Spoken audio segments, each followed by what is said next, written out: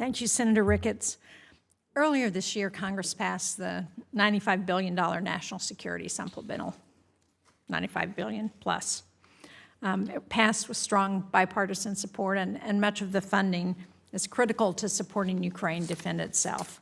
Now, with long-range strike capabilities such as the ATACMS provided by the U.S. and our allies, Ukraine has seen success in halting Russia's advances on the front lines and destroying Russian central command systems.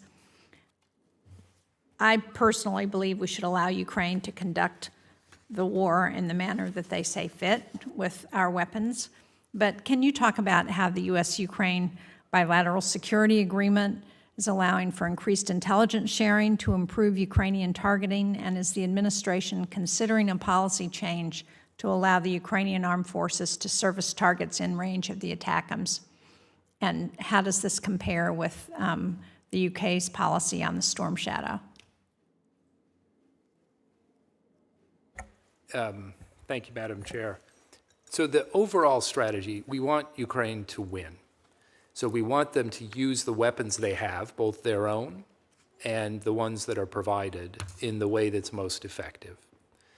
Right now, that means holding in the East, and despite some of the headlines in recent days, I was just talking to Ambassador Brink, we think those lines will stabilize. We don't see Russia making a major breakthrough, but we'll keep watching it. It means clearing away the Russian firing positions.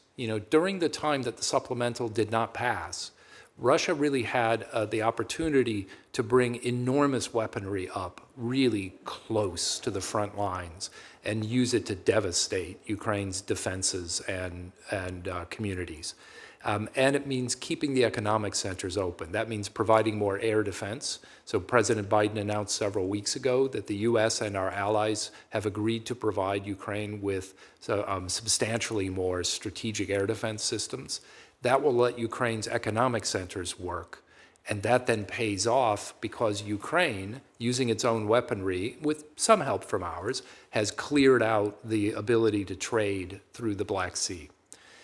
All of those things have to come together, and the weaponry we're providing is a piece of doing those things. So it's a constant discussion about where the weapons can be best used.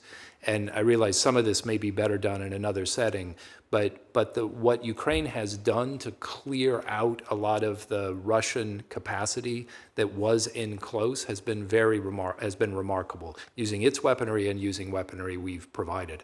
I don't have an exact comparison to what that is with the Storm Shadows. I know I was just in London talking with their government. I think there's some public lack of clarity around how they're using the Storm Shadow, so maybe I'll get an answer. We can talk about that off. That'd be great. Can you also talk about how the National Security Supplemental Bill has been important to advancing our own economic and national security interests?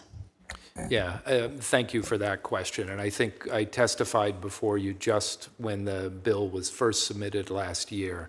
And I think there are a few key points. The most important is we are helping Ukraine fight for its freedom so that we don't have to have this fight there or sometime later.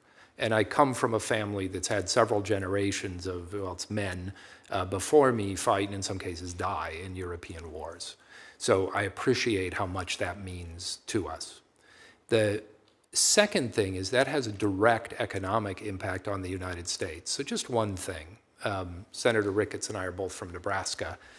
Grain prices, and I know it's not a great year for farmers now anyway, but for 150 years, they've been really decided by the back and forth between the American Midwest and Ukraine's exports through Odessa. Like that's kind of the fundamentals of the global grain market. And so if we allow Russia to control the Odessa or to control Ukraine's grain markets, then we have Russia in control of more than 20% of the global grain market, able to dump it at low prices when it wants or sell it at high prices or take away by, that's the kind of monopoly against us that we really don't want to see. And then finally, a lot of the money in that bill is spent in the United States in order to make the things that Ukraine needs. So I think $30 billion was dedicated to buy things made in the U.S. Another 15 or so billion was spent so that we were able to provide the kind of advice and assistance that Ukraine wanted. And that's not profiteering, that's buying the best stuff in the world and putting it to the best possible use. And while we're still on this topic, can you also talk about how much our European allies have contributed to the war in Ukraine? Because I think there's a misperception in some quarters that the United States has given all of this equipment and support, and Europe has not done much. So the basic numbers, ours are, and we'll get you the precise numbers, I've got them in my voluminous materials. We've provided around about $87 billion of humanitarian, economic, and security assistance to Ukraine. Our European allies alone have provided around, $110 billion to this point, and that doesn't count much of what they have done for Ukrainians. There have been millions of Ukrainians have made second homes or first homes in Poland, Germany, and in other countries across Europe, and that money's in addition. So we see our European allies spending much more than we are. And going forward, the Europeans have committed to spend a great deal of their money on defense to support Ukraine.